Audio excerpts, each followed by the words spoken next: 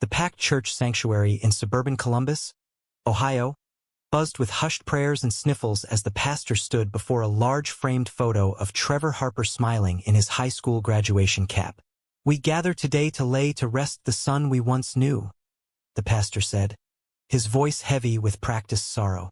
"The boy lost to the darkness of sin." Then the side door burst open, and Trevor walked in, phone held high, live streaming every shocked face. "Surprise! Your dead son is very much alive." Gasps rippled through the room like a wave. His mother Elaine dropped her tissue, eyes wide. His father Robert, deacon of the church, turned pale then red. A few relatives whispered, some reached for their phones. The live stream chat exploded instantly with messages from distant cousins and church members watching from home. Trevor kept the camera steady, his heart hammering so hard he could feel it in his throat. 2 years earlier, none of this seemed possible. Trevor had come out to his family on a quiet Sunday afternoon after church. He was 25 then, freshly graduated from Ohio State with a marketing degree, working a decent job in Columbus. He sat them down in the living room of the same house he grew up in, the one with the cross above the mantel and the family Bible on the coffee table. "Mom, Dad, I need to tell you something important. I'm gay." The silence that followed lasted only seconds but felt eternal. His father's face hardened first. Robert Harper had built his life on faith, family, and football. "No son of mine is going to live in sin," he said, voice low and final. His mother started crying, asking if it was a phase, if counseling could fix it. His brother Tyler laughed bitterly and called him a disgrace. Only his younger sister Emily stayed quiet, eyes down, but she did not defend him. That night they gave him an ultimatum. Repent, go to conversion therapy, or leave. Trevor left. He drove through the night to Chicago, where his college friend Jordan had offered him a couch. The next months were a blur of grief and freedom. He got a better job in digital marketing, found an apartment with Jordan, and slowly started building a life that did not require him to hate himself. But the family did not let go quietly. They told the church Trevor had chosen a path that led to spiritual death. They held prayer vigils for his soul. They changed their phone numbers and blocked him on everything. Then, 6 months ago, the rumors started. A cousin mentioned in a group text that the Harpers were planning a memorial service to mourn the son they lost to the world. Trevor dismissed it as drama until his Aunt Lisa, the only relative who still texted him secretly, called him last week. "They're doing it, Trevor. This Saturday. They printed programs with your picture and everything. Your dad is calling it a funeral for the boy you used to be. They're live streaming it on the church page, so the whole congregation can witness their stand for faith." Trevor had laughed at first, bitter and disbelieving. Then the anger settled in, cold and sharp. He told Jordan that night while they cooked dinner in their small apartment. Jordan, tall and steady with kind brown eyes, set the spatula down. "You don't have to go. But if you do, I'm coming with you." Now here he was, standing in the aisle of the church he once called home, phone capturing every second. The pastor tried to regain control. "This is a private service. Young man, you need to leave." "I'm not leaving," Trevor said, voice clearer than he expected. "You declared me dead.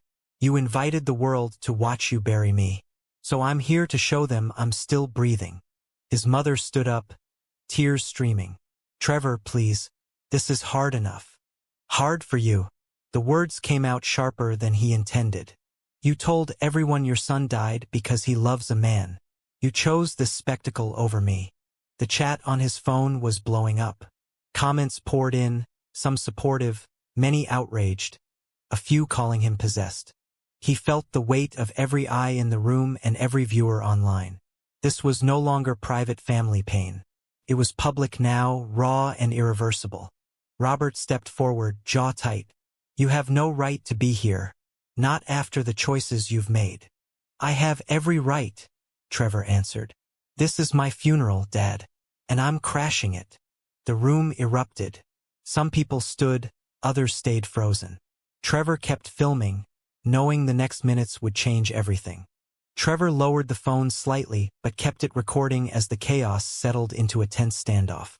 His sister Emily looked torn, caught between rushing to hug him and staying in her seat. Tyler crossed his arms, glaring. The pastor motioned for the organist to play something calming, but no one was listening. Outside the church, Jordan waited in the rental car, engine running. They had driven from Chicago through the night, stopping only for gas and coffee. Jordan had tried to talk Trevor out of the Livestream at first. "This could blow up in ways you can't control," he said somewhere in Indiana. "People will say things. Your family will say things." "I know," Trevor replied. "But they took my voice away for 2 years. They told the world I was dead. If I don't speak now on their stage, they win." Jordan squeezed his hand across the console. Their relationship had been the one steady thing through the storm. They met in a college sociology class, two guys who bonded over bad dorm food and late-night study sessions. Jordan came from a quieter, more accepting family in Michigan. He never had to choose between love and blood. That difference sometimes created friction, but it also made Jordan the anchor Trevor needed. In the church, Trevor's Aunt Lisa slipped out of her pew and touched his arm gently. "I didn't know you'd actually come," she whispered. "Your mom has been crying for weeks about this service. She thinks she's saving your soul." "Saving me by killing who I am?" Trevor kept his voice low, but the phone caught it. The live stream chat scrolled faster. "Dead to sin. This is abuse. Pray for the family." Robert finally spoke again, louder this time. "You want attention, is that it? You want to shame us in front of our church?" "I want you to look at me," Trevor said. "Really look. I'm your son. I'm successful. I'm loved. I'm not broken." Elaine covered her mouth, sobbing quietly. For a moment Trevor saw the mother who used to make pancakes on Saturday mornings and cheer at his baseball games. That version of her was still in there, buried under layers of doctrine and fear. The pastor tried to intervene. "This is not the place for confrontation. If you want to talk, we can schedule counseling." "Counseling?" Trevor laughed without humor.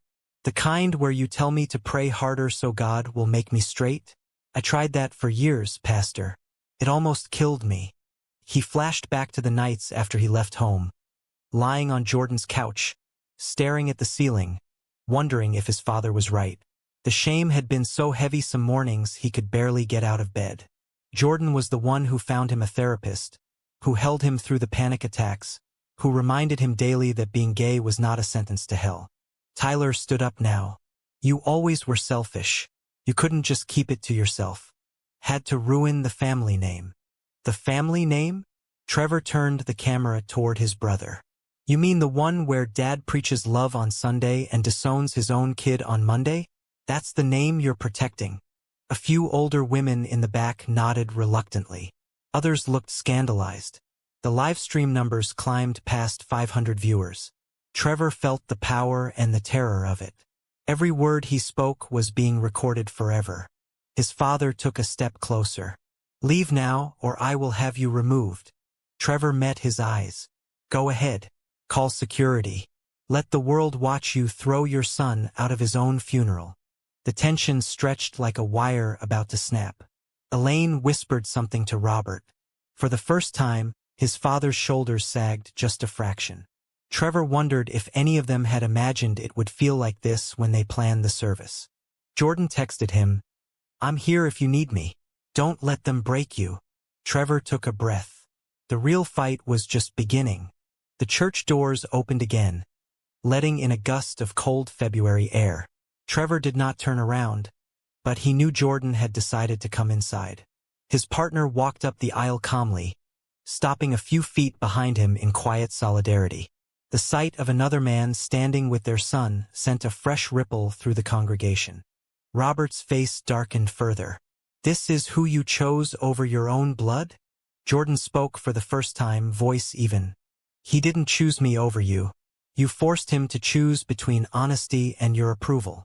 Trevor felt a surge of gratitude so strong it nearly brought tears. Jordan had given up a weekend with his own family to drive here, knowing he would be seen as the villain in this story.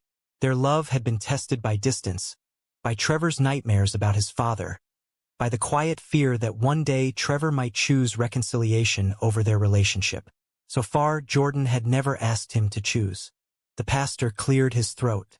"Perhaps we should pray together." "No more prayers that ask God to change me," Trevor said. "I've spent enough nights begging for that. It didn't work because there's nothing wrong with me." He lowered the phone for a moment and looked directly at his mother. "Mom, do you remember teaching me that God is love? That Jesus ate with the outcasts? When did that stop applying to your own son?" Elaine's lips trembled. "I do love you, Trevor. That's why this hurts so much. We want you in heaven with us." "But not on earth?" The question hung heavy. "You can love the idea of me in the afterlife but not the real me right now?" A few younger people in the pews shifted uncomfortably. One teenage girl pulled out her phone, clearly recording her own video. The live stream chat had turned into a battlefield of opinions. Some viewers called the family heroes of faith. Others accused them of emotional abuse. Trevor knew the clip would spread far beyond this room. His sister Emily finally spoke, voice small. "Trevor, I missed you. I didn't agree with all of this, but I was scared to say anything." "Then say it now," he challenged gently. "Tell them you don't think I should be mourned like I'm dead." Emily looked at their father, then back at Trevor. The conflict in her eyes was painful to watch. She stayed silent, and that silence hurt almost as much as the open rejection. Robert turned to the congregation. "This is what the enemy does. He sends confusion into families. We must stand firm."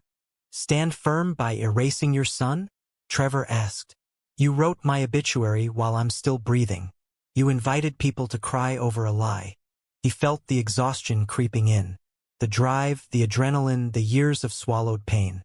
But he could not stop now. Walking out would mean they won, that their version of his death became the story. Jordan stepped closer and placed a hand on Trevor's shoulder. The simple touch grounded him. In Chicago they had built something real. Sunday brunches, inside jokes, plans for a future that included maybe adopting kids one day. None of that existed in this building. The pastor suggested they move to a side room for private conversation. Trevor shook his head. "Everything happens here on the live stream you started. Let the world see what unconditional love actually looks like in this family." Robert's hands clenched at his sides. For the first time, Trevor saw something new in his father's eyes. Not just anger, but fear. Fear that the carefully constructed world of faith and certainty was cracking in real time. The standoff stretched on. Someone in the back started singing a hymn, a desperate attempt to restore order. A few voices joined, shaky and uncertain. Trevor stood firm, phone still capturing the scene. The live stream had climbed past 2,000 viewers. Local news accounts were already sharing the feed. His father finally broke the singing. "You think this makes you brave? Disrupting a sacred moment." "I think it makes me honest," Trevor replied. "You wanted a funeral. Funerals are for saying goodbye and speaking truth. So let's speak truth. You taught me to love my neighbor, but you can't love your own son." Elaine wiped her eyes. "We never stopped loving you. We just can't condone the lifestyle." "The lifestyle?" Trevor repeated. "You mean the one where I pay my taxes, volunteer at the food bank, and come home to someone who makes me want to be better every day? That lifestyle." He turned the camera toward Jordan. "This is Jordan. He's kind. He's patient. He's the reason I didn't fall apart when you all cut me off. Say hello to the man you think is dragging me to hell." Jordan gave a small, respectful nod but did not smile. He understood this was not about him. It was about forcing the family to see Trevor as a whole person. Tyler snorted. "Real men don't hold hands with other men. Real men don't disown their brothers either." Trevor shot back. "But here we are." The tension escalated when an older uncle stood up and started quoting scripture. Trevor listened, then answered with other verses about love and judgment. He had spent 2 years studying, preparing for this exact moment even if he never admitted it to himself. The theological debate spilled into the livestream comments, turning the feed into an impromptu Bible study gone wrong. His mother suddenly walked forward and reached out as if to touch his face. Trevor flinched instinctively, then regretted it. She stopped, hand hovering. You look so thin. Are you eating? Do you have a good place to live? The question pierced him. Beneath the doctrine, she was still his mom. I have a good life, Mom. I just don't have a family anymore. You have us, she whispered. If you'd only come home and try. Try to be straight? He shook his head. I can't change who I am any more than you can change your eye color. And even if I could, I wouldn't. This is me. Robert interrupted. Enough. The service is over. Everyone, please leave in peace. But no one moved. The spectacle had them all pinned in place. Trevor felt the shift happening in real time. Some faces showed doubt. Others showed anger. A few young adults were openly crying. Jordan spoke quietly to Trevor. You've said what you needed to. We can go. Trevor hesitated. Part of him wanted to keep pushing to force more admissions. Another part recognized the exhaustion in his mother's eyes and the way his sister's hands trembled. He had come for truth, not destruction. I'm not here to destroy you, he said finally, addressing the room. I'm here because you tried to bury me while I was still alive. I won't let you do that. He lowered the phone but kept the live stream running. The comments continued to flood in, a mix of support and condemnation that would follow them all for years. The pastor announced they would end the service with a closing prayer, but the words felt hollow. People began filing out slowly, many casting glances back at Trevor and Jordan. Some offered awkward nods. Others avoided eye contact entirely. Outside on the church steps, the winter wind cut sharply. Trevor finally stopped the live stream after nearly 40 minutes. The video had been viewed over 10,000 times already and was being clipped and shared across social media. He knew the consequences would be swift. Job questions, viral fame he never wanted, and a permanent fracture in his family. Jordan pulled him into a hug right there on the sidewalk. You were incredible. Scary as hell, but incredible. Trevor buried his face in Jordan's coat for a moment, letting the adrenaline crash. I think I just killed any chance of them ever accepting me. Maybe, Jordan said, or maybe you planted something that will grow later. You can't control that part. His Aunt Lisa came out and hugged him tightly. I'm proud of you, kid. It was messy, but it was real. Emily followed, hesitating before speaking. I want to talk sometime, just us, away from all this. Trevor nodded, surprised by the offer. I'd like that. His parents emerged last. Robert walked past without a word, shoulders rigid. Elaine stopped. She looked older than Trevor remembered, lines deeper around her eyes. I don't know what to do with any of this, she said quietly. But I didn't want you dead. I never wanted that. Then stop acting like I am, Trevor replied, voice cracking for the first time. Call me, text me, ask about my life. That's all I'm asking. She glanced at Robert's retreating back, then back at her son. For a second it seemed she might reach out again. Instead she nodded once and walked away. The drive back toward Chicago was quiet at first. Jordan drove while Trevor stared out the window, replaying every moment. The pain was still there, sharp and fresh, but something else had shifted too. He had taken his power back. He had refused to stay buried. News alerts started coming in on his phone. Local stations were picking up the story. Man crashes own symbolic funeral after family disowns him for being gay. The headlines were already written. Jordan glanced over. You okay? No, Trevor admitted. But I will be. Eventually. They stopped at a roadside diner somewhere in Indiana. Over coffee and pie, they talked about the future. Jordan suggested they take a real vacation soon, somewhere warm. Trevor agreed, already imagining days without the weight of his family's expectations. Back in their apartment that night, Trevor watched the full livestream replay once, then deleted the app from his phone for a while. He did not need to see the comments anymore. He had said what mattered. Weeks passed. The video continued to circulate, sparking debates on faith, family, and LGBTQ rights across the country. Trevor received messages from strangers who shared similar stories, some offering support, others condemnation. His job gave him a week off to handle the attention, then welcomed him back without issue. The visibility brought unexpected opportunities, including an invitation to speak at a local LGBTQ youth center. His sister Emily texted first. They met for lunch in a neutral city halfway between Columbus and Chicago. She admitted the service had shaken her. Dad hasn't been the same. Mom cries at night. But some people at church are asking questions now. Real questions. Trevor listened without pushing. I didn't do it to hurt them. I did it because silence was killing me. I know, she said. I wish I'd been braver that day. His mother sent a short message a month later. I saw the video. I didn't understand how much pain you were in. I'm sorry for my part in it. I still don't agree with your choices, but I miss my son. It was not full acceptance, but it was a crack in the wall. His father remained silent. Robert Harper continued preaching, but the fire in his sermons about sin felt different now, less certain.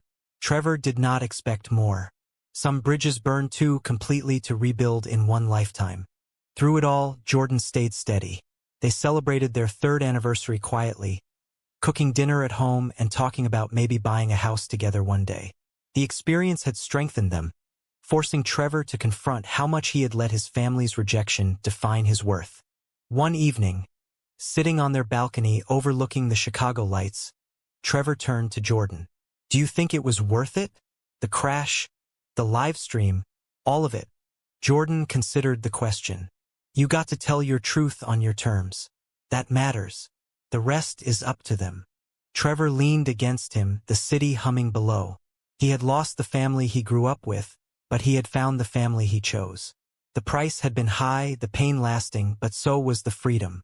In the end, was Trevor right to crash his own funeral and force his family to face the truth in public? Or did the spectacle only deepen the wounds that might have healed slowly in private?